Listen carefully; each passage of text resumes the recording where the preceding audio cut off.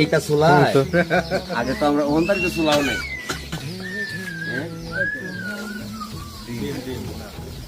মুরগির ডিম না হাঁসের ডিম? ডিম নয় বাবা, ডিম নয় মুরগির ডিম। মানে ডিম খাই যাই আমরা না লই যেতাম। সকালে খাইছেন নাস্তা? খাইছেন কি দিয়া? অন্য কিছু খাইছেন? এটা খাইব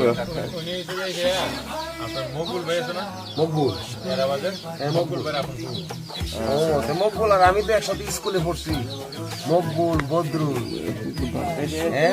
তারপরে দুলাল, বাইফুত আপনার। আমরা একসাথে সুনামগঞ্জ স্কুল আছি, আমরা হোস্টেলে থাকতাম। আরো 25-30 বছর আগের কথা। দোয়া করবা, হ্যাঁ?